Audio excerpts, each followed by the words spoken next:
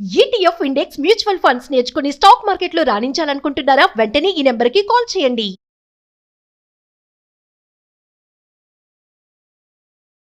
నమస్తే కళ్యాణ్. నమస్తే జయ గారు. కళ్యాణ్ గారు, రితిక అనే ఒక అమ్మాయి మనకి మెయిల్ చేసింది.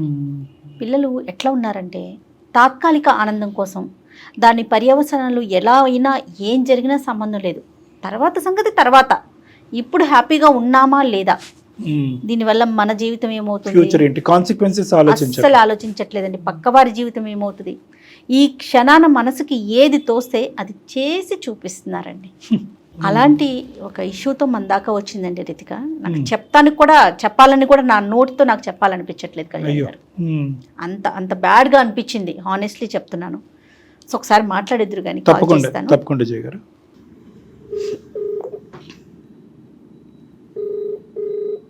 హలో హలో రితిక గారమ్మా, అవునండి. ఎవరు? నేను జయాని, సుమన్ టీవీ అందమైన జీవితం ప్రోగ్రామ్ నుంచి కాల్ చేస్తున్నాను. మేడం మీరా? థ్యాంక్ యూ మేడం, చాలా thank you so much phone చేసినందుకు. ఓకే అమ్మా, నాతో పాటు డాక్టర్ కళ్యాణ్ చక్రవర్తి గారు ఉన్నారు. మీరు మెయిల్లో ఏదైతే అంశాన్ని పెట్టారో అది పూర్తిగా ఎలాంటి అబద్ధం లేకుండా క్లియర్గా ఒకసారి డాక్టర్ గారికి చెప్పండి.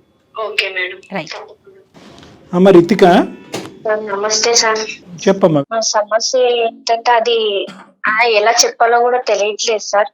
ఒక చిన్న మిస్టేక్ నా వల్ల జరుగుతుంది. అది మిస్టేక్ కూడా కాదు సార్, నేనే చేశాను, నా చేతిలో నేను చేశాను. ఎంతమ్మా నీ వయసు ఎంత? 26. 26. అంటే ఈ మిస్టేక్ ఏంటమ్మా, మీ జీవితంలోనా వేరే వాళ్ళ జీవితంలోనా? లేదు సార్, నేనే వేరే వాళ్ళ జీవితంలోకి వెళ్ళి వాళ్ళ జీవితాన్ని కొంచెం స్పాయిల్ చేయాల్సి వచ్చింది. చెప్పమ్మా, వివరంగా చెప్పు. నేను బెంగళూరులో సాఫ్ట్వేర్ లో వర్క్ చేసేదాన్ని సార్. ఓకేనమ్మా. అక్కడ ఒక అబ్బాయి పరిచయం అయ్యాడు, సతీష్ అని. తనకి ఆల్రెడీ మ్యారేజ్ అయిపోయింది సార్, ఒక పాప కూడా ఉంది. ఆ విషయం నాకు తెలుసు, ముందే అన్ని తెలుసు మీకు? తెలుసు సార్. కానీ పరిచయాలు పెట్టుకుంటారు. ఫస్ట్ ఫ్రెండ్స్ లానే మూవ్ అయ్యాం. తర్వాత ఉండే కొద్ది ఏంటంటే నాకు ఈ సొసైటీని చూసి, ఆ అబ్బాయిలని అందరినీ చూసి తన బిహేవియర్ కొంచెం మంచిగా అనిపించింది సార్ నాకు. పెళ్ళైన వ్యక్తి అయినా కూడా? అవును సార్. ఫస్ట్ నేను ఫ్రెండ్ అని అనుకున్నాను, కానీ అది తెలియకుండానే తన మీద అది ఇష్టం చాలా ఎక్కువైపోయింది సార్. తెలియకుండా ఎందుకు అవుతుందిలే అమ్మా, తెలిసే అయ్యి ఉంటుంది. ఇష్టం అంటే ఇష్టం అంటే ఇంకా తను లేకపోతే నేను ఉండలేనేమో అన్నంత పీక్స్ కి వెళ్ళిపోయింది సార్. అది నీకు ఇష్టం, అతనికి కష్టమా, ఇద్దరికి ఇష్టమేనా?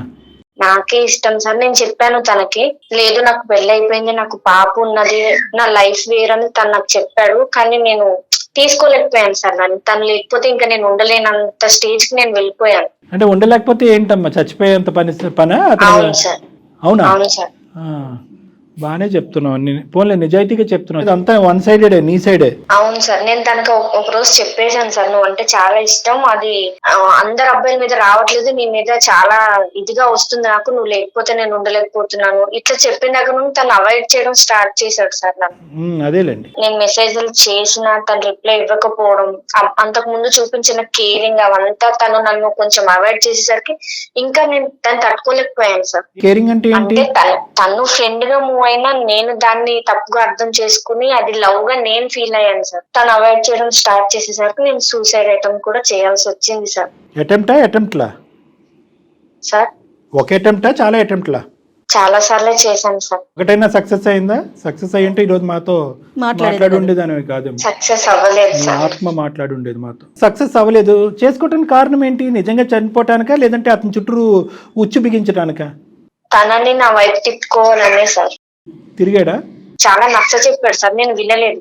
నేను మెంటల్ గా ఫిక్స్ అయిపోయాను, ఇంకా తను నాకు కావాలి అని. నువ్వు మెంటల్ గా ఫిక్స్ అయ్యావా? మెంటలా నీకు? నీ ఉద్దేశం ఏంటమ్మా, పెళ్లి చేసేసుకుందావా నాతోనే? అనుకున్నాను సార్. సెకండ్ వైఫ్ గా తను నన్ను తీసుకున్నా సరే దానికి కూడా నేను రెడీ అయ్యాను సార్. సెకండ్ వైఫ్ స్థానానికి రెడీ అయ్యావు? అయ్యాను సార్. మరి ఫస్ట్ వైఫ్ ఒప్పుకోకుండా రెడీ అయిపోయావా? అది నేను అప్పుడు ఆలోచించలేదు సార్. ఫస్ట్ ఏమనుకున్నా అంటే తను నాకు కావాలి, నేను తనని దక్కించుకోవాలి. తర్వాత జీవితాలు చిరుగుతాయి. మెంటల్ నేను ఏం చేశానో కూడా నాకు తెలియదు. తనతో నేను మాట్లాడాను, తను వినట్లేదు. నాకు ఆల్రెడీ లైఫ్ ఉంది, నీ లైఫ్ వేరు, నా లైఫ్ వేరు, నీకు మంచి ఫ్యూచర్ ఉంది తను చెప్పినా లేదు, నాకు నువ్వే కావాలి. ఎట్లా అంటే ఇంకా తనకు ఒక టార్చర్ లో అయిపోయాను నేను. ఫైనల్ గా అబ్బాయి నీ ఉచ్చులో పడే ముందు, అంటే నీ యొక్క హెరాస్మెంట్ లోనో శాడిజం లోనో ఇంకేం చేయలేక ఇందులో పడే ముందు ఎంత టైం పట్టిందమ్మా? ఎంతకాలం నువ్వు అతన్ని ఇలా వెంటాడావు? 1 year సార్. ఓయ్ బాబోయ్, ఆ అబ్బాయి నిజంగా 1 year రెసిస్ట్ చేశాడా? తప్పుగా అనుకోకమ్మా, ఇది ఫిజికల్ వాంచా లేదంటే ఫిజికల్ గా కూడా చాలా, అంటే తనని ఇంకా నేను దక్కించుకోవడం కోసం నేను చాలా ఇంకా ఎట్లా చెప్పాలంటే ఇది ఇంకా చెప్పిన తప్పులేదు సార్, చాలా దిగజారిపోయానని చెప్పొచ్చు నేను. ఎందుకంటే నేను చేసిన పని అలాంటిది కదా సార్, దిగజారిపోయానని చెప్పినా కూడా తప్పు లేదు. ఒక అమ్మాయిగా షేమ్ గా ఫీల్ అవ్వాలి నేను, కానీ నేను చేసింది తప్పు కాబట్టి దాన్ని నేను ఒప్పుకుంటున్నాను సార్. ఈ అబ్బాయితోనేనమ్మా ఇంక ఇలా అడుగుతున్నాను పచ్చిగా, ఇంకా చాలా మంది ఉన్నారు పెళ్ళైన మగవాళ్ళు? లేదు సార్, తనకు పెళ్ళైందని తెలుసు కూడా తనని చాలా ఇష్టపడ్డాను, అది తప్పే సార్ నాకు ఈ తెలుసు. స్పీడ్ లో నీకు ఎవరు చెప్పలేదా? అమ్మ నాన్న గాని, ఫ్రెండ్స్ గాని, స్నేహితులు చెప్పినా గాని? చెప్పారు సార్, నా ఫ్రెండ్స్ చెప్పారు, కానీ నేను ఫిక్స్ అయిపోయాను తనకు కావాలి అని. దీన్ని పిచ్చి అంటారు అని చెప్పారా నీకు ఎవరైనా? చెప్పారు మేడం. వాళ్ళ భార్యకి తెలిసి నువ్వు కావాలా, వాళ్ళ భార్య తెలియకుండా నువ్వు కావాలా? నువ్వు కాదు, అతను. అంటే నేను ఫస్ట్ ఏమనుకున్నానంటే ఎవరికి తెలియకుండా మెయింటైన్ చేద్దామని అనుకున్నాం సార్. నేను ఇట్లా సూసైడ్ చేసుకోవడం ఇవన్నీ చేయడం వల్ల ఇక తను కూడా నేను నిజంగానే చనిపోతాను అనుకున్నాడేమో తెలియదు సార్. ఓకే చెప్పెడతాను. బ్లాక్ మెయిల్ ప్రేమ అంటారు దీన్ని. అపార్ట్మెంట్ లో ఉండేవాళ్ళం సార్ ఇద్దరం, ఒక ఫ్లాట్ తీసుకుని ఉంటున్నాం ఇద్దరం, జాబ్ చేసుకునే వాళ్ళం, మంచిగా ఉండేవాళ్ళం. అట్లా ఒక 5 months కంటిన్యూ అయ్యాం సార్. ఒక రోజు తను ఊరెళ్ళాక మా ఇద్దరు ఫొటోస్ అవి వాళ్ళ వైఫ్ ఎలా చూసిందో తెలీదు, వాళ్ళ వైఫ్ ఫొటోస్ చూసింది.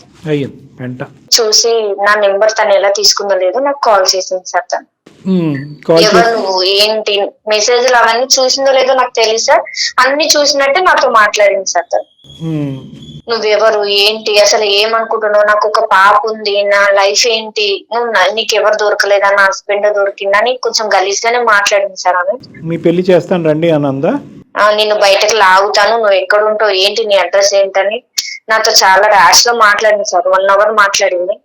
నేను చెప్పాను తనకి నీ హస్బెండ్ అంటే నాకు ఇష్టం, నువ్వు ఓకే అంటే ఇద్దరం ఉందామని చెప్పాను సార్. ఇద్దరు కలిపి ఉండటం ఏంటి, అది ఏమైనా హోటలా? ఫోన్ లో కాదు, ఒకసారి ఇద్దరం మీట్ అవుదాం అని చెప్పాను సార్. నేను ఎక్కడికి రావాలి అని అడిగితే తన ఇంటికి రమ్మంది సార్. నేను బయలుదేరి వెళ్ళాను వాళ్ళ హౌస్ కి. అప్పుడు అసలైన సూసైడ్ అటెంప్ట్ అప్పుడు చూపెట్టి ఉండేది, ఊరుకుందా మరి? అంటే కొంచెం కొట్టింది సార్ నన్ను. కొంచెమే కొట్టిందా? చీపురు కట్టలేదా? పెద్ద గొడవే అయ్యింది. అదేంటంటే వాళ్ళిద్దరిది లవ్ మ్యారేజ్ అంట సార్. అదేబ్బా, ఆ అమ్మాయికి వాళ్ళ హస్బెండ్ అంటే చాలా ఇష్టం అంట సార్. ఆ అబ్బాయికి కూడా అమ్మాయి అంటే ఇష్టమేగా, నువ్వు దూరేంత వరకు. అవును సార్. మరి దూరి పెంట చేసావు. ఇట్లా గొడవ అయిన తర్వాత ఆమె వెళ్ళిపోయింది సార్ ఇంట్లో నుండి. విడిపోయారు. నీతో కొట్లాడింది అని చెప్పింది, నువ్వేమన్నా ఆ కొట్లాట్లో ఇంకా అతనే నాకు భర్తగా కావాలి, మన ఇద్దరు భార్యలుగా ఉందాం అదే పట్టు. అన్ని తన్నులు తిన్న తర్వాత కూడా అవును సార్ చెప్పాను, నీకు ఇష్టం ఉంటే నేను ఇట్లా ఉంటాను, ఎవరికి తెలియకుండా ఉందాము, నేను సీక్రెట్ గానే ఉంటాను, మీ ఇద్దరికి మధ్యకి ఇబ్బంది ఏం తీసుకురాను నేను, కానీ తనంటే నాకు ఎక్కడ సీక్రెట్ గా మంచం కింద ఉంటావా? ఏం మాట్లాడుతున్నావు అమ్మా? సీక్రెట్ గా అంటే ఎక్కడ? నేనేమనుకున్నా సెకండ్ వైఫ్ గా ఉన్నా పర్లేదు అని అనుకున్నాను సార్. ఉంటావు, పాయింట్ బానే ఉంది. ఎంతకాలం ఉంటారు ఎవరికి తెలియకుండా ఎక్కడో లివ్ ఇన్ రిలేషన్షిప్, ఎక్కడో ఒక బయట ఎక్కడో ఎలా ఉంటారు? అలాగే ఎంతకాలం ఉందాం అనుకున్నారు? ఇంకో 5 months పాటు నీతో పాటు ఉన్నాడు, ప్రతిరోజు కట్ చేసుకుంటాను కోసుకుంటానని చెప్పి అతనికి ముక్కుకి గుడ్డ కట్టి అలా ఉంచావా? లేదంటే? అవును సార్, ప్రతిరోజు. అవును, తన వైఫ్ గుర్తు తెచ్చుకున్నా సరే నేను ఒప్పుకునేదాన్ని కాదు. సో ఎప్పటికప్పుడు ఆ అబ్బాయి బయట పడాలి అనుకున్నాడు కానీ నీతో సంతోషంగా ఉండాలని అయితే లేదు. ఫిజికల్ రిలేషన్షిప్ కూడా అతన్ని టైఅప్ చేయడానికి, కట్టిపడేయడానికి ఇచ్చినటువంటి ఆఫర్, అంతే కదా నువ్వు? ఏమ్మా అసలు ఏం ఆడపిల్లలమ్మా మీరు? ఎలా మాట్లాడాలి నీతో? సిగ్గేస్తుంది. మీ కన్న తల్లిదండ్రులకి తెలుసా తెలియదా? అసలు దుంకి చచ్చిపోతారు వాళ్ళు నీలాంటి బిడ్డను కన్నందుకు. ఏం లేదా? ఒక ఎత్తిక్ లేదా? నచ్చింది ఫిక్స్ అయింది కాబట్టి ముందుకెళ్ళిపోతున్నానంటే అవతల వాళ్ళ జీవితాలు, సంసారాలు. ఇప్పుడు నీ వల్ల వాళ్ళిద్దరు విడిపోయారు, నువ్వు హ్యాపీయా?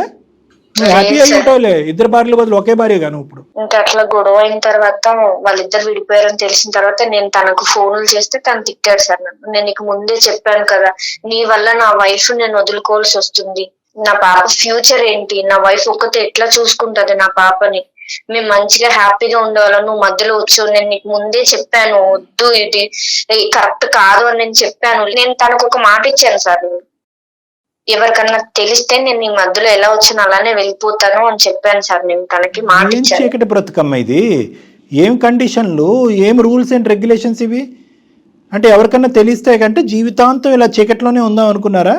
తెలుస్తుంది అని అసలు అనుకోలేదు సార్. నేను నిజంగా తెలియకుండా ఉండాలనే అనుకున్నాను, కానీ తన వైఫ్ నట్టో బోల్టో పోయిందిరా నీకు, అర్జెంటుగా బిగించాలి అది. నాకైతే మాత్రం ఇదేదో, సారీ నేను ఇలా అంటున్నాను, ఆడపిల్లలతో ఇలా మాట్లాడను, ఇదేదో ఫస్ట్ అటెంప్ట్ ఎక్స్పీరియన్స్ లాగా నాకు అనిపించట్లేదమ్మా. నువ్వు ఈ ప్రయత్నాలు చాలా చాలా చేసి ఫైనల్గా ఒక బకరగాడు దొరికేటప్పటికి వల్లో వేసుకున్నావు. మరి నీకు మరీ అంత దిక్కులేనటువంటి పరిస్థితి ఏంటమ్మా? చదువుకున్నావు, సాఫ్ట్వేర్ ఉద్యోగం చేస్తున్నావు. ఆ అమ్మాయి అంత కొట్టి తిట్టినా కూడా అప్పుడైనా ఆ అమ్మాయి కాళ్ళ మీద పడి తప్పు ఒప్పుకుని క్షమాపణ అడిగి బయటికి వెళ్లకుండా ఇంకా నువ్వు అదే పాట పాడి బయటకు వచ్చేటప్పటికి వాళ్ళిద్దరు విడిపోయారు. మరి మూడో వ్యక్తికి తెలిసాక నేను విత్డ్రా అవుతాను అన్నావు కదా, మరి మూడో వ్యక్తి కాదు భార్యకే తెలిసినప్పుడు నువ్వు అప్పటికే విత్డ్రా అవ్వాలి కదా. ఆ అమ్మాయి అంత తిట్టి అవమానించినప్పుడు మళ్ళీ నేను పట్టిన కుందేలకు మూడే కాళ్ళు అన్నట్టు బయటకు అలా నడుచుకుని వస్తే నేనేమనుకున్నా, ఎక్కడ ఒక హోప్ ఉంది సార్. అంటే ఇప్పుడు మొత్తం వాళ్ళ వైఫ్ కూడా తెలిసిపోయింది, గొడవైంది, వదలడేమో నన్ను. ఇన్ని మంత్స్ రిలేషన్ లో ఉన్నాం కదా, నన్ను వదిలిపెట్టాడేమో అని అనుకున్నాను సార్. ఇన్ని మంత్స్ రిలేషన్ లో నిన్ను వదిలిపెట్టడు, అందరి సమక్షంలో ప్రేమించి పెళ్లి చేసుకుని ఒక బిడ్డకి తండ్రి అయినోడు ఆ అమ్మాయిని వదిలేయాలి. నిజంగా డాక్టర్ గారు అన్నట్టు నీకు కొంచెం ప్రాబ్లం ఏదో ఉందమ్మా, అనకూడదు ఈ మాట, అనొచ్చేమో. జీవితాలు నాశనం అవుతున్నప్పుడు ఏమన్నా అనొచ్చు. ఒక పంచే మీ పేరెంట్స్ ని పిలిపించి ఒకసారి డాక్టర్ గారు మాట్లాడతారు. పేరెంట్స్ తో కూడా మాట్లాడాను మేడం, తనంటే ఇష్టం అని చెప్పాను. మా పేరెంట్స్ కూడా చెప్పాను నేను. మా పేరెంట్స్ కూడా తిట్టడం కుట్టడం అన్ని జరిగింది మేడం. కానీ నేను మర్చిపోలేకపోయాను తనని. మళ్ళీ వస్తాడేమో నా దగ్గరికి అని చాలా వెయిట్ చేశాను మేడం నేను. అసలు నువ్వేం నిన్ను అప్పుడే పేరెంట్స్ కాదు, మామయ్యలు కాదు, పెద్దనాన్నలు కాదు, నీకు అర్జెంటుగా అప్పుడు తీసుకెళ్ళి సైకాట్రిస్ట్ దగ్గర పట్టుకెళ్ళి హాస్పిటల్లో అడ్మిట్ చేసి ఒక 2-3 కరెంట్ షాకులు ఇప్పిస్తే అప్పుడు నీ మత్తు వదులుతుంది. అంతే, ఇంకేం చేయాలో. ఇలాంటి మత్తులు, పిచ్చి మత్తులకి. మంచి ప్రేమించుకున్న జంట జీవితాల్లో, ప్రేమించి పెళ్లి చేసుకుని ఒక బిడ్డను కన్న జీవితంలో నిప్పులు పోసావంటారు చూడు, ఇదే నిప్పులు పోయటం. ఇప్పుడు ఏం చేయాలని మా దగ్గరికి వచ్చావు? నాకు నా మీద నాకే బ్లేమ్ వస్తుంది సార్. అంటే నా మీద నాకే చిరాకు వస్తుంది. నేను చేసిన ఒక చిన్న మిస్టేక్ వల్ల ఒక లైఫ్ స్పాయిల్ అయిపోయింది. ఒక చిన్న పాప ఉంది వాళ్ళకి. ఆ పాప నేను ఒక మూవీలో చూసాను సార్. ఇప్పుడు హస్బెండ్ తప్పు చేశాడని వైఫ్ బిడ్డతో సహా చనిపోయింది. ముందు చూడలేదా మూవీ? ముందు చూడలేదు సార్. అంటే మెంటల్ గా ఫిక్స్ అయిపోయి నాకు అసలు లెక్క ప్రకారం ఇప్పుడు చేయాలి సూసైడ్ అటెంప్ట్. ఇప్పుడు చేయలేదే నువ్వు? ఇప్పుడు చేయవా? చెయ్యను సార్. వాళ్ళిద్దరిని కలపాలని నేను అనుకుంటున్నాను సార్. అందుకే నేను ఎవరి దగ్గరికి వెళ్ళినా సరే నన్ను తప్పుగానే చూస్తారు సార్. ఎందుకంటే నేను చేసిందే తప్పు పని. ఇంతమంది చచ్చిపోతున్నా, ఇన్ని జీవితాలు నాశనం అయిపోయిన బుద్ధిరాని నువ్వు ఒక సినిమా చూసి ఒక భార్య పిల్లలు ఇలా చచ్చిపోవచ్చు, ఒక ఆడది ఎంటర్ అవుతాయి కనుక అనేటటువంటి ఆలోచనతో మారిపోయి ఈ రోజు అందమైన జీవితం ఫోన్ చేసావు. అన్ని ఎక్స్ట్రీమ్స్ ఆ పిల్లలు. సినిమా మార్చేస్తుందమ్మా నిన్ను, జీవితాలు మార్చలేదు. కానీ ఇప్పుడు మాకు దానికి ఫోన్ చేసావు అంటే వాళ్ళిద్దరిని కలపమనా? అవును సార్. ఆ అబ్బాయి ఇంకా టచ్ లోనే ఉన్నాడా నీతో? లేదు సార్, తను నాకు కాంటాక్ట్ అవ్వట్లేదు. నీ కాంటాక్ట్ అవ్వట్లేదు. తన ఫ్రెండ్స్ అడుగుతున్నా సరే వద్దు, ఇక్కడతో వదిలేసే అంటున్నారు. అమ్మ దయచేసి అతన్ని కాంటాక్ట్ చేసే ప్రయత్నం మాత్రం చేయమాకు తల్లి, బతికుండని అతన్ని. ఆ అమ్మాయి టచ్ లో ఉందా? ఉంది సార్. పోనీ అమ్మాయి చెప్పిందా అతని పరిస్థితి ఏంటి, ఎక్కడ ఉంటున్నాడని? ఈ అమ్మాయి లేదు చెప్పట్లేదు. నువ్వు వచ్చావు కదా మధ్యలో, నువ్వే ఉండు. నన్ను అంత ఇష్టపడి కూడా నన్ను కాదని నీ దగ్గరకు వచ్చాడంటే తనని నేను ఎలా నమ్మాలి? అది నా ప్రెషర్ వల్ల వచ్చాడు, నేను ఇలా బలవంతం చేశాను, చచ్చిపోతానని బెదిరించి ప్రతిరోజు కట్టిపడేశాను, ఒక రూమ్ లోకి తీసుకెళ్ళని చెప్పలేకపోయావా? నేను చెప్పాను సార్, తనకి ఎంత చెప్పాలో, నా వరకు ఎంత అవుతుందో నేను అంతా చెప్పాను. కానీ తను వినట్లేదు సార్. కాదు, ఇప్పుడు నీ లెక్క ప్రకారం మనం ఎవరితో మాట్లాడాలి? ఆవిడతో మాట్లాడాలా, అతనితో మాట్లాడాలా? తననే ఫస్ట్ కాంప్రమైజ్ చేయాలనుకుంటున్నాను సార్. నా వల్ల అవ్వట్లేదు. ఎక్కడో చిన్న హోప్, అందమైన జీవితం వల్ల మీ వల్ల ఏమన్నా అవుతుందేమో, నెక్స్ట్ ఇంకెవ్వరు కూడా నాలాగా ఇట్లా అవ్వకూడదని ఒక చిన్న హోప్ తో నేను మీకు మెయిల్ పెట్టాను సార్. నీలా అవ్వటం కాదు, ఇంత మాట్లాడినా కూడా ఇప్పుడు నువ్వు మాట్లాడేటటువంటి సానుభూతి ఉంది చూడు. సార్ నా వల్ల తప్పు జరిగింది, నేను పాపం చేశాను, ఇది నిజంగా నీలో వచ్చిన మార్పా, లేదంటే ఇక్కడతో ఇది అయిపోయింది కాబట్టి ఇంకొక హనీ ట్రాప్ ఎక్కడన్నా ఉంటుందా? వీటిని హనీ ట్రాప్స్ అంటారు. మరి ఇంకోటి ఏమన్నా ఉందా? లేదు సార్, ఇట్లాంటిది ఏమి లేదు. మరి ఏంటి ఈ అబ్బాయిలో ఉన్న అంత గొప్ప ప్రత్యేకత? వాళ్ళ జిగురులాగా అంటుకుని కూర్చున్నావు, ఫెవికాల్ లాగా. ప్రత్యేకత అంటే నేను ఇప్పటి వరకు చూసిన అబ్బాయిలో, నేను ఇన్ని సంవత్సరాలు చదువుకున్నాను, జాబ్ చేస్తున్నాను. నేను జాబ్ చేస్తూ కూడా 3 years అవుతుంది సార్. ఈ 3 years లో కూడా నాకు తినంత జెన్యున్ గా నాకు ఏ అబ్బాయి అనిపించలేదు సార్. ఇంకే అబ్బాయి అనిపించలేదు. 3 years లో ఒకటి కనిపించాడు, ఇంకో 5 years లో ఇలాంటి వాడు ఇంకోటి కనిపించాడు. ఏంటి అనే నా భయం. లేదు కాదు, ఇది కాదు. నువ్వు చేయవలసింది, ఆలోచించవలసింది ఏంటంటే మనసుకి ఏదో నచ్చింది కాబట్టి మైండ్ వాడేయటం మర్చిపోకూడదు. కళ్ళెళ్ళిన కాదు డాక్టర్ గారు, కళ్ళెళ్ళిన ప్రతి చోటకి నువ్వు వెళ్ళిపోతావా? అదే కదా అమ్మాయి చేసింది. నీ మనసు వేరో, నీ ఆలోచన వేరో, నీ చదువు వేరు, నీ జీవితం వేరు. నీ మైండ్ ఒక్కసారి ఆలోచించడం అనేది నేర్చుకో. పరిణామాలు సార్, నాకు ఈ 3 years లో కూడా నా వెంట చాలా మంది అబ్బాయిలే పడ్డారు. కానీ నాకు తిను నచ్చినందుకు నాకు ఎవరు నచ్చలేదు సార్. తన కేరింగ్ కానీ, తన జెన్యూన్, తన నీ నిజాయితీ. సైకలాజికల్ ప్యాటర్న్ లో ఒక ప్రముఖమైనటువంటి ఒక ప్రత్యేకమైనటువంటి ప్రాబ్లం ఉంది. ఎవరైతే ప్రత్యేకంగా వచ్చి నిన్ను నో అంటారో వాళ్ళకి నువ్వు కనెక్ట్ అవుతావు. నీకు ఎస్ అనేటటువంటి వాళ్ళు, నీ వెంటబడేటటువంటి వాళ్ళు నీకు కనిపించరు. ప్రత్యేకంగా పెళ్ళైనటువంటి వాళ్ళు అయ్యి ఉండాలి, వాళ్ళకు ఒక బాధ్యతలు ఉండాలి. నీ నువ్వు వాళ్ళ చుట్టూరు 1 సంవత్సరం పాటు తిప్పించుకోవాలి. నువ్వు కోసుకుంటా అన్నా కూడా నీ వైపు ఇష్టం చూపెట్టకూడదు. ఇలాంటి వాళ్ళే నీకు నచ్చుతారు. జాగ్రత్త, నువ్వు చాలా జాగ్రత్తగా ఉండాలి. ఎందుకంటే కనుక నిన్ను నచ్చి నీ అంటూ వచ్చే వాళ్ళ గురించి మనకు సమస్య లేదు, కానీ నీకు నో చెప్పేవాడు దొరికాడంటే వాడు సచ్చినట్టే. కాబట్టి మా భయం ఏంటంటే, నీకు ఇప్పుడు ఆ అమ్మాయితో మాట్లాడటం, వాళ్ళని కలపటం ఒక ఎత్తు అయితే కనుక పూర్తి స్థాయి పరివర్తన కౌన్సిలింగ్ నీ లోపల తీసుకురావడం కూడా ఒక ఇంపార్టెంట్ ఇష్యూ. దాని పరంగా కూడా నిన్ను ఒక సైకియాట్రిస్టో సైకాలజిస్ట్కో రిఫర్ చేసుకుని ఆ పుణ్యం కట్టుకోవాలి, సమాజానికి పుణ్యం కట్టుకోవాలి. మేము ఇంకెంతకంటే పచ్చిగా నేనేం మాట్లాడలేను. నీకు ఇప్పుడు వచ్చినటువంటి ఈ తూతూ మంత్రం బుద్ధి నాకేదో వచ్చేసిందని అనిపించట్లేదు. ఎందుకంటే సినిమా చూసాక కనువిప్పు కలిగిందని నువ్వు అంటే నా బుర్ర పాడైపోతుంది.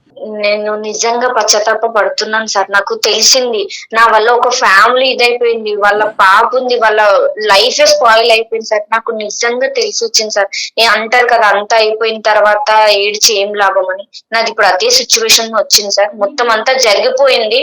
ఇప్పుడు నేనేం కోరుకుంటున్నానంటే సార్, నా వల్ల వాళ్ళ ఫ్యామిలీ ఇదైపోకూడదు సార్. వాళ్ళని కలపండి సార్ ప్లీజ్. నేను కోరుకుంటుంది అదే సార్. వాళ్ళు కలపటం ఒక ఎత్తు అయితే కనుక నీ కండిషన్ గురించి కూడా మేము వర్రీ అవుతున్నాము. సరే, దాని గురించి తర్వాత ఆలోచిద్దాం. దే గురించి అయితే కనుక నువ్వు ఈమెయిల్ పంపించు. నిజంగా ఈరోజు ఈమెయిల్ అమ్మా, ఈమెయిల్లో ఉన్న కంటెంట్ వివరించడానికి జయ మేడం చాలా ఇబ్బంది పడ్డారు ఈరోజు. కానీ అటువంటి ఇబ్బందికరమైనటువంటి పరిస్థితి కూడా ఈరోజు నువ్వు బాధితురాలిలాగా మేము ఈ కేసు డీల్ చేయట్లేదు. సర్వసహజంగా మనకు ఫోన్ చేసేటటువంటి వాళ్ళు బాధితులు. ఇక్కడ నువ్వు బాధితురాలి కింద మేము టేకప్ చేయట్లేదు.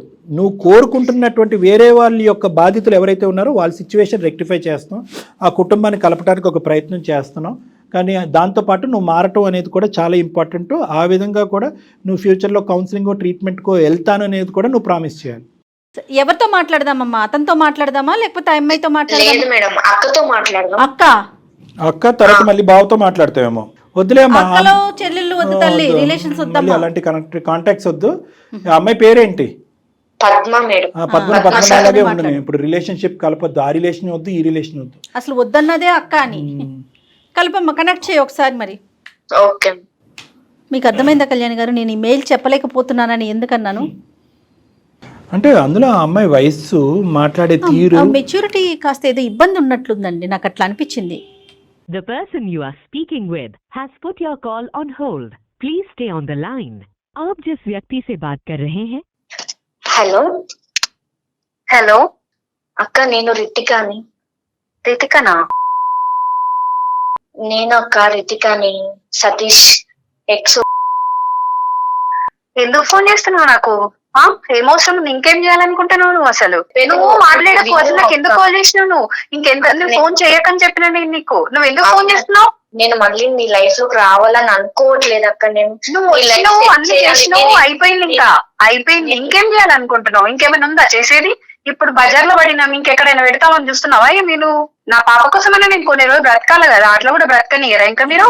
అక్క నీ లైఫ్ నా వల్లే స్పాయిల్ అయ్యింది. దాన్ని నేను చెయ్యాలనుకుంటున్నాను. నువ్వు వల్ల నాకు అవసరం లేదు. నాకు అవసరం వదిలేసిన మీ ఇద్దరిని వదిలేసిన నేను. మీరు లవ్ బర్డ్స్ లెక్క తిరగండి, నాకు అవసరం లేదు. నేను మీ మధ్యలో ఎంత రాను. అర్థం చేసుకుంటున్నావు. ఇవన్నీ చెప్పు నాకు. అందుకే మోసం చేసిల్లా? నాకంత హృదయం లేదమ్మా, నాకంత హృదయం లేదు. అక్క ఒక్కసారి నేను చెప్పేది విన్నాక. నువ్వు అక్కవతే, నీకు అక్కవతి ఎవతివి అసలు? నువ్వు నాకు ఏమనుకుంటున్నావు? ఏమని మాట్లాడుతున్నావు నువ్వు? ఏమన్నా అనాలి నిన్న? అసలు నిన్న చెల్లని నేను అనుకోవాలనుకుంటున్నావు నువ్వేమన్నా? పద్మగారు, అక్కని మానేసి నన్ను పిలవకు. పద్మగారు నమస్తే అండి. సారీ అమ్మా, మీ కాల్ మధ్యలోకి వచ్చాము. మేము మధ్యలోకి రాలేదులేండి, ముందు నుంచే. ఎవరండి? నమస్తే అమ్మా, నా పేరు డాక్టర్ కళ్యాణ్ చక్రవర్తి అమ్మా. మేము అందమైన నమస్తే అమ్మా, సుమన్ టీవీ అందమైన జీవితం అనే ఒక కార్యక్రమం ఉంది, మీరు చూసే ఉంటారు. మీరెందుకు చేశారు సార్ నాకు? మేము చేయలేదమ్మా. అమ్మ మేము చేయలేదు, దయచేసి మా ఆలోచన అపార్థం చేసుకోకండి. కొద్దిగా ఓపిక 2 నిమిషాలు వింటే మీకు పూర్తిగా అంతా అర్థం అవుతుంది. అప్పుడు నచ్చితే కాల్ ఉంచుదురు కానీ, లేదంటే మాకు చెప్పకుండా కూడా కట్ చేద్దరు కానీ. చెప్పేది విన్నాక నువ్వు అసలు మాట్లాడతామా?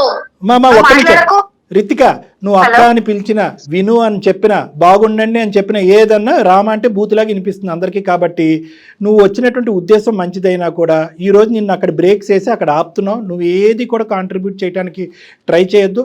ఇది కంప్లీట్గా పద్మగారి ఎరీనాలో ఉన్నటువంటి సబ్జెక్ట్ ఇది. ఆవిడ ఇష్టమైతే ముందుకు వస్తుంది, కష్టమైతే విత్డ్రా అవుతుంది. నువ్వు దయచేసి బతిమాలి ఇంకా పరిస్థితిని ఇంకా హీనంగా చేసేటటువంటి కార్యక్రమం చేయొద్దు.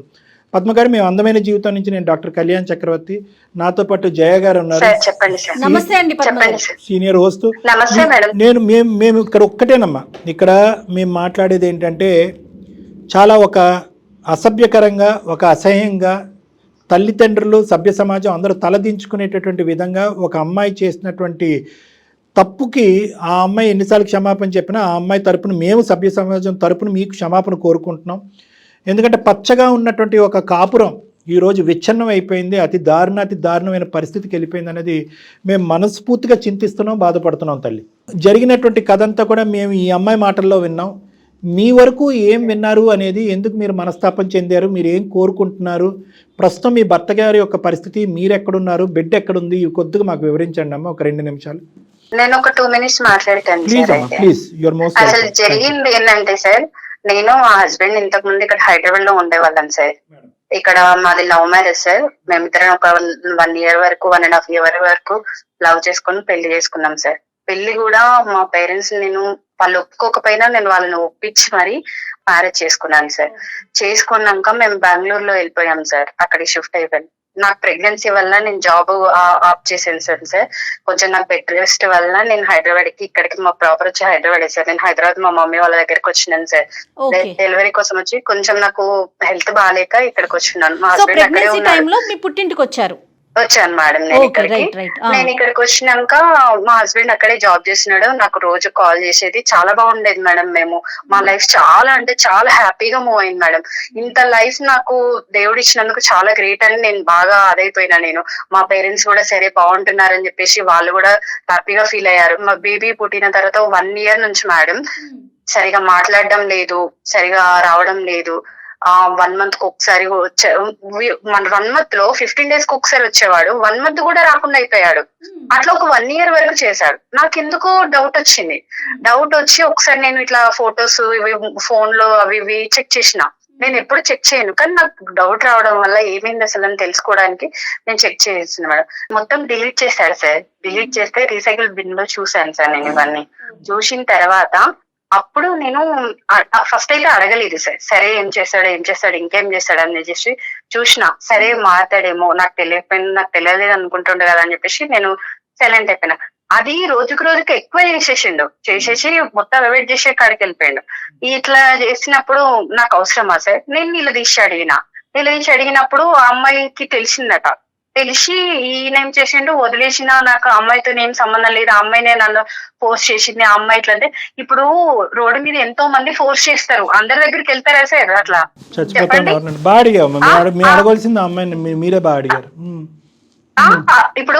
ఇప్పుడు నా లైఫ్ గురించి ఆలోచించాలి కదా. నేను ఆయన నమ్ముకొని వచ్చిన కదా సార్, నా పేరెంట్స్ ని వదులుకొని.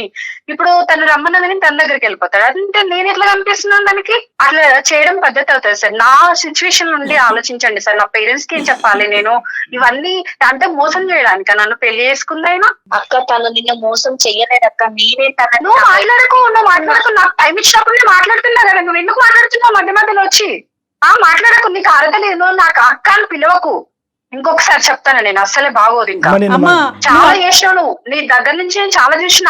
ఇంకా చూసా అవసరం నాకు లేదు అసలు. రితిక, నువ్వు అక్క అనే పిలుస్తుంటే మాకు కూడా ఇరిటేషన్ వచ్చేస్తుందమ్మా. దయచేసి ఆ పిలవకు, అర్థమవుతుందా? వద్దు మేడం, ప్లీజ్. నాకు వద్దు. తను మాట్లాడే ఉద్దేశం నాకు అస్సలే లేదు. అసలు తను వస్తే మాత్రం నేను వెళ్ళిపోతా. ఇప్పుడు ఇక్కడ వచ్చి కాల్లో ఉండను నేను అసలు. రితిక, నువ్వు కొంచెంసేపు సైలెంట్ గా ఉండాలి. Okay madam. ఇట్లా చేసిండ్రు సార్ వాళ్ళు. సరే, ఆ అమ్మాయి ఫోర్స్ చేసిందంట సార్. ఫోర్స్ చేస్తే నువ్వు ఎట్లా వెళ్తావు?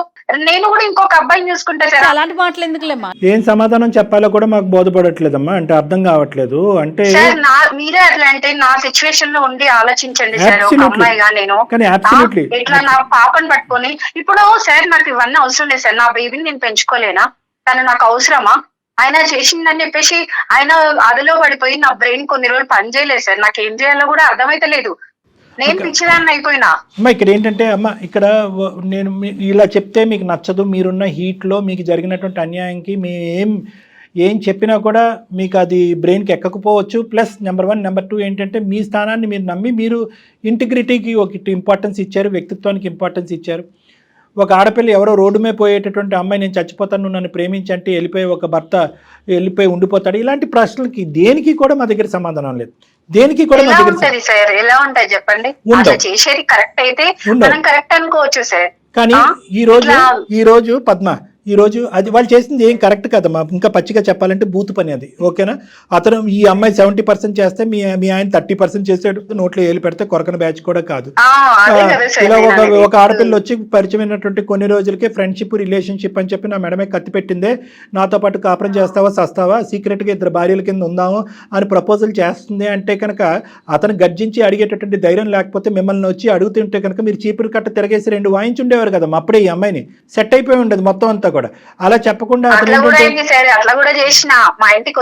అయిపోయిన తర్వాత స్టార్టింగ్ లో అంటున్నాను మీ భర్త కూడా ఈక్వల్ గా తప్పు ఎక్కడ చేశాడు అనే మాట ఎందుకు అంటున్నానంటే స్టార్టింగ్ లోనే నిజంగా అతని మీద వాడు ఇట్లా మోసం చేసినాక వాడు ఊసే వద్దు సార్ మనకి. నువ్వు వాడంటావో వీడంటావో నాకు తెలియదు కానీ మనసు విరిగిపోయింది కదా. వద్దు సార్, అట్లాంటి వ్యక్తులకి విలువ అవసరం లేదు మనము. అమ్మ నువ్వు ప్రేమించి నువ్వు పెళ్లి చేసుకున్నటువంటి భర్త గురించి నీకంటే నేను ఎక్కువ మాట్లాడలేను. అతనితో అసలు వాస్తవానికి నేను మాట్లాడలేదు, చూడలేదు, మీరిద్దరు చెప్తుంటేనే వింటాం. కానీ ఈ అమ్మాయి పరిచయం అయ్యేంత వరకు నేను మిమ్మల్ని కలపాలి లేదంటే ఖచ్చితంగా ఆ ఉద్దేశంతో నేను ఇక్కడ దిగలేదు. At the end of the day నేను మాట్లాడినటువంటి విధంగా నాకున్నటువంటి ఉద్దేశం నీ మనసులో ఎవరన్నా మాట్లాడారో లేదో నాకు తెలియదు. కాబట్టి ఒక్కసారి ఆ ఆప్షన్స్ అనేటటువంటిది, ఆ పాయింట్స్ అనేటటువంటిది, జీవితానికి సంబంధించినటువంటి ఆ బిడ్డకు సంబంధించిన భవిష్యత్తు గురించి కొన్ని అంశాలు నేను చెప్తానమ్మా. అవి నీ మనసుకు అత్తుకుంటే కనుక ముందుకు అడిగాయి, లేదంటే నువ్వు ఎక్కడైతే నిలబడ్డావో అక్కడే నిలబడు. నువ్వు ఈ అమ్మాయిని చూసుకుని మీ భర్తని ఇంకో 2 రెట్లు ఎక్కువ అసహించుకోవద్దు. ఈ అమ్మాయి డిలీట్ అయిపోయింది, అర్థమైందా? ఈ అమ్మాయి డిలీట్ అవ్వకపోయినా కూడా ఈ అమ్మాయిని ఖచ్చితంగా సొసైటీకి ఈ అమ్మాయి ఒక చీడపురుగు కింద ఉండకుండా ఈ అమ్మాయి మానసిక పరిస్థితి సరిచేసేటటువంటి ప్రయత్నం పూర్తి స్థాయిలో నేను చేస్తాను అనేటటువంటి విధానంగా నీకు వాగ్దానం చేస్తాను. ఈ అమ్మాయి కళ్ళ ద్వారా, ఈ అమ్మాయి మాటల ద్వారా, ఈ అమ్మాయి చేసిన పనుల ద్వారా నీ భర్తను చూడద్దు. నువ్వు ఎవరినైతే కనుక అసలు సిసలుగా ప్రేమించావో, నమ్మేవో, పెళ్లి చేసుకున్నావో, ఈ అమ్మాయి దూరేంత వరకు ఎంత చక్కగా మీ కుటుంబం ఉందో ఆ అబ్బాయి గురించే ఆలోచించమంటున్నాను, ఆ సతీష్ గురించే నేను ఆలోచించమంటున్నాను. ఇదంతా కూడా నేను ఒక బ్యాడ్ ఫేస్ కింద వర్ణిస్తానమ్మా. లేదండి సతీష్ యొక్క ఆలోచనలో కూడా బలహీనత ఉంది. ఈ అమ్మాయి కాదు, అంతకుముందు కూడా అతని వ్యక్తిత్వంలో లోపాలు ఉన్నాయి, చాలా వీక్నెసెస్లో చాలా సందర్భాల్లో వేరే ఆడపిల్లలు కూడా ఇతన్ని ట్రాప్లోకి వెళ్ళాడని అనుకుంటే వేస్ట్. చరిత్ర చెప్పట్లేదు. నువ్వు తప్ప అతని జీవితంలో ఎవరూ లేరు, నిన్నే ప్రేమించాడు, స్వచ్ఛంగా పెళ్లి చేసుకున్నాడు, హ్యాపీగా బిడ్డను కానీ హ్యాపీగా ఉన్నారు. ఈ అమ్మాయి మామూలుగా పీడీ కాదమ్మా, personality disorder, narcissistic personality disorder అంటారు. వీళ్ళు ఎలాంటి భయంకరమైనటువంటి అంటే 100 మందికి ఇలాంటి ఆడపిల్లలు 3 ఉంటాయి. వీళ్ళే సమాజంలో జరిగేటటువంటి ఈ హత్యలు, ఆత్మహత్యలు ఇలాంటి వాటికని ప్రధానమైనటువంటి కారకులు.